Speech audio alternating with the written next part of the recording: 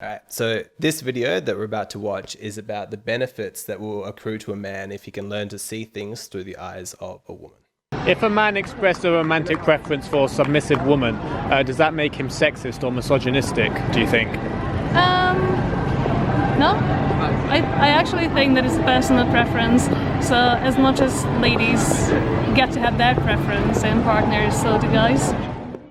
Human beings are social animals. We evolved in small tribes and communities. We learn primarily from each other. It's how we understand the world around us and begin to navigate it with any kind of confidence. The most interesting thing to a baby is a human face. We are biologically hardwired to pay attention to other humans. Now, it is impossible to say with any degree of certainty how much of our own thoughts, feelings, opinions, beliefs are independent creations, autonomously derived from our own deduction process, and how much is just adopted through osmosis by the people around us. If I had to guess, I would say that people probably vastly overestimate their own autonomy, and that they're far more susceptible to social influence than they would like to believe. What I mean is that while people believe that they are these independent, autonomous, sovereign beings, and that they are responsible fundamentally for their own worldview, actually, that worldview has largely just seeped into them from the people in their immediate surroundings. You've probably noticed how Catholic parents tend to raise Catholic children, or how when somebody goes away to, say, a highly progressive liberal arts college, within 6 months, she's walking and talking and thinking like all of her friends. I suspect that a lot of our personality is not actually consciously chosen, but it's adopted unconsciously as a sort of survival mechanism. It's a social camouflage designed to help us fit in. We think we have these solid reasons why we've adopted a particular worldview, but in all likelihood, for the majority of the population, that's actually just a backwards rationalization and has nothing to do with the real reason. Now, I am not a fatalist. You are not doomed to do this. As you work on yourself to become a high-quality man, you increase your self-awareness, you increase your intelligence and your wisdom, and you can start to more consciously choose which beliefs to adopt and which to reject. You become less susceptible to social influence. So as a high-quality man, you become more independent, you become more autonomous. But that doesn't mean that you have to shut yourself off completely from social interactions. The idea of shaving your head and taking the vows of a monk and sitting in a cave and just sitting there with nothing but your own mind to keep you entertained, that might appeal to a very small, select group of individuals, but fundamentally it's not natural, because we are biologically hardwired to interact with other humans. We are social animals. But the point that I want to make is that this tendency that humans have to unconsciously adopt the values and the belief systems of the people around us is only going to be detrimental if it's happening unconsciously. Once you become aware of this, then you're actually in a position to consciously use this human tendency to your advantage, to use it to benefit your life. And nowhere is this more true than in the world of dating and relationships. One of the worst things about dating a low-quality woman, the list is so massive, but one of the absolute worst is that you are exposed to her horrible way of seeing the world. That constant exposure is toxic. The low-quality woman is petty, she's insecure, she's always complaining, she sees negativity in everything. She's always the victim, you're always the bully. She's always putting you down, she's always insulting you, criticizing you. She believes that she's entitled to all of the good things in life, but that she shouldn't have to work for it. Now that sounds ridiculous. Obviously she's nuts, but don't get too cocky, because lots of guys have fallen for low quality women. Yes, she has an odious personality, but what are you going to do if she's physically gorgeous?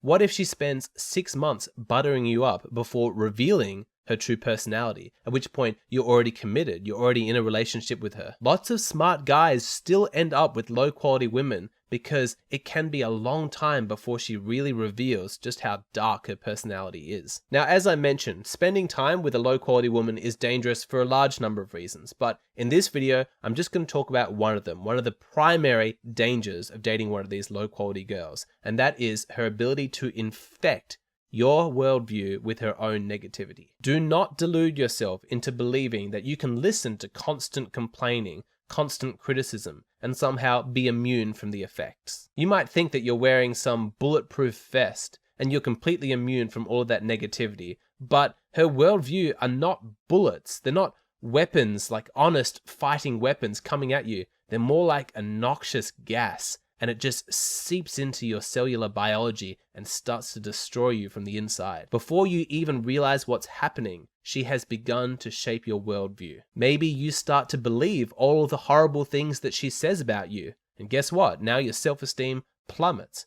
Or maybe it's not that extreme, but you just adopt her hateful way of viewing the world, and you lose all of your optimism and energy. I know that I'm speaking strongly here, but I really want to drive home this message that you cannot afford to be cocky. You cannot afford to be foolhardy and overconfident. Not when it comes to this. You have deeply rooted evolutionary mechanisms that are telling you, constantly instructing you to socially mold yourself to the people around you. It is a survival mechanism that is inside your body. It wants you to fit in. It wants you to socially get along with the group. And to be honest, it's not really sophisticated enough to always be able to tell whether the people that you're fitting in with are a positive influence in the long term or a negative influence. It just wants you to conform. What I'm saying is that you cannot rely solely on your instincts to guide you towards the good people and to avoid the negative people. That's up to your rational, conscious mind to make those decisions. But now, you see, this is where this instinct for social conformity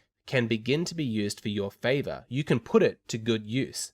You know that bizarre mechanism where women start to menstruate on the same cycle? I think that's true. Is that true? You know what I'm talking about. Or that other thing where the pendulum clocks, you put a bunch of pendulum clocks in the same room and eventually all the pendulums start to swing together. The same can happen for you. If you spend time with positive, uplifting, inspiring people, high quality men and high quality women, it will seep into you, and gradually through osmosis, you will become a high quality person yourself. I'm not saying it happens automatically or that it takes no effort from you, but do not underestimate the influence that your close circle of friends and who you're dating has on you. Now, obviously, you don't want to blindly adopt the worldview of the woman that you're dating. That's not going to work. As a high quality man, you should be striving for independence. You should be looking to create your own worldview. But in the process of doing that, there will be times where you get completely and utterly bored of your own company. You'll be sick of always existing inside your own mind. It's nice to take a vacation, to go on holiday and get away from yourself. That's why people read books. It's why we listen to music. It's why we watch TV shows. We like to be entertained by the creative thoughts of other people. And I would argue that the best place to escape, if you want a really nice holiday, the place you should go is inside the mind of a high quality woman. You should start to see the world, if just temporarily, through her eyes. This is a process that most of us do automatically. We don't even realize that it's happening. Think of it this way. When you're catching up with friends, do you talk 100% of the time? Like, is the conversation just your thoughts? Or do you spend at least half of the time listening, asking questions, and hearing his answers? Imagine one of your best friends has just adopted a new hobby and he's really excited, he's really passionate, and he's telling you all about that. Now, it might not be a hobby that you're personally interested in or that you have any experience in, but it's a really pleasant conversation nonetheless because you just get swept up in his enthusiasm and his optimism. You keep asking him more and more questions, not because you're mechanically trying to extract information from him. It's just for the pure enjoyment of getting swept away into another person's world, of seeing things through the eyes of another person, if just for a little bit. The same thing happens when you're in a relationship with a high quality woman. What makes it so fantastic to take a holiday in her worldview, to see things through her eyes for a little while, is she has a feminine way of seeing things. Now, as a man, you're not interested in adopting her worldview. That's not going to work, but it's a really pleasant place to take a vacation. Imagine it's the weekend and you've spent your days on some technical task. It's highly analytical. There's lots of problem solving. That's really enjoyable for you. Your male brain likes the challenge, but at some point it's exhausting and you want to take a break. You go and hang out with your girlfriend and she's not problem solving or anything like that. She's knitting or quilting or painting or something. She's not creating something for some practical purpose. She just wants to make an object of beauty. You listen to her talk about her task and she's so excited by the techniques that she's using, the way the colors intermingle with each other, or what she's going to do with it when it's done, how she's going to improve the aesthetics of your house. Now, these are not things that are going to be at the top of your list of priorities because you're a man, but it's pleasant to watch a feminine woman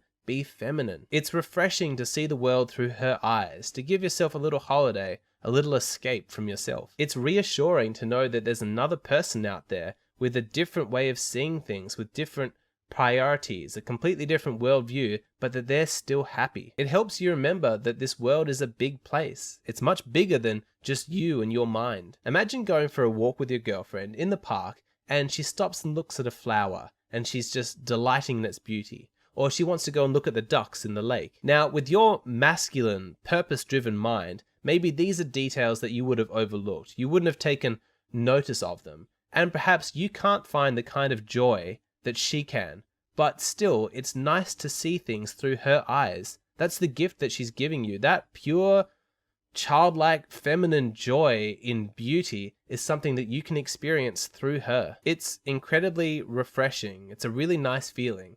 You're a high-quality guy, and she's a high-quality girl, and you see things very differently, but that's not a problem. That's kind of what makes the relationship beautiful and worthwhile. Men and women are not the same, not at all. Men are better at some things and women are better at other things, but they're not in competition. They're complementary. In a healthy, functional relationship, both the man and the woman are on the same team. They don't compete, they cooperate. It's not like this is a one-way exchange. Both people benefit from this. She enjoys seeing the world through your masculine lens, just like you get to enjoy seeing the world through her feminine lens. Again, it's not that you're adopting this worldview, it's just a holiday. This is how you use environmental influences in a way that benefits you. So remember, who you spend time with will affect you. You need to pay close attention to the social influences in your environment. Your biology wants you to conform, so you need to be extremely careful who you spend your time with. It doesn't matter if she's physically beautiful. It really doesn't. If she's a low-quality woman, the danger is not going to be worth it. What you need to do is find a sweet, loving, kind, friendly, high-quality woman. You need to get her to be your girlfriend. That way, when you need a break from yourself, you can take a holiday in her eyes. You can see things the way that she sees them. Because if she's a high-quality woman, then the way that she sees the world is beautiful. So, thoughts? I want to be more than just a holiday for a man. Like, in my mind, I'm both yin and yang. I don't want to feel refined to the area of yin. And also, I don't want a man who's just yang. For me, he's got to be a whole system. He's got to be a man who also has a good balance of yin. I don't want to be his yin. It's ironic in because I speak so much about how men are like sort of black and white, but I feel like here I've got to caution you against don't take the fact that I'm underlying these larger principles as though it's it's got to be completely prescriptive this way. I'm talking about trends, generally. It's obviously quite nuanced. What did you think, Summer? Well, I think it's, yes, absolutely. And I couldn't agree more that having somebody who's low quality, as you've coined that term, it will take you down. And it's not easy to first off recognize a low quality person in your life. And then quite possibly, like you said, you've already invested time sometimes in that low quality person. So it's not as easy.